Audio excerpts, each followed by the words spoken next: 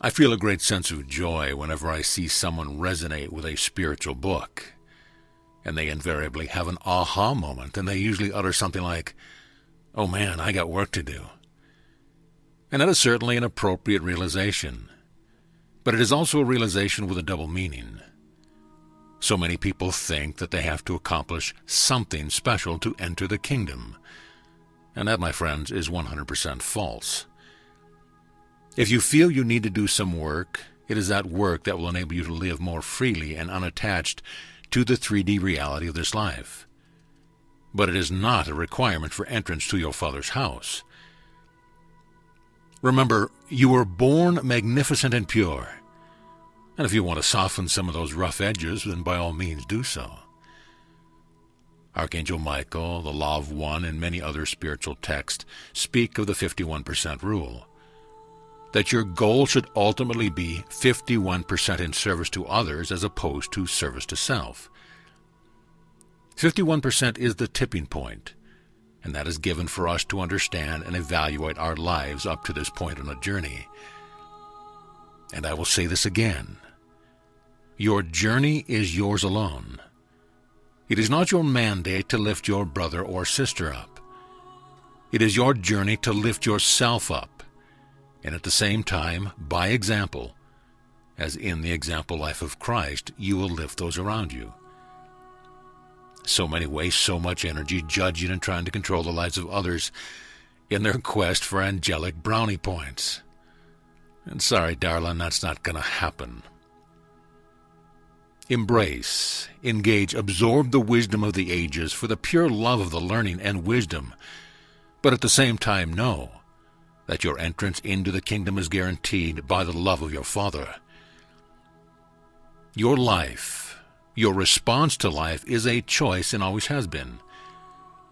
If you are still struggling to get your sea legs in the tumult of the world, ask the Holy Spirit for guidance. You possess, through your multiple incarnations, all of the wisdom you need to navigate this world. It is not a process of learning, it is a process of remembering. And do not turn to orthodox avenues to get answers to questions that they have never been able to formulate for themselves. It is truly a new paradigm, and the sooner you recognize that and begin to work within the new energy, the happier you will be in this life. By living your life the way you want to live is to invite other members of your soul family to find you and enable you to live the life of harmony that you were meant to live.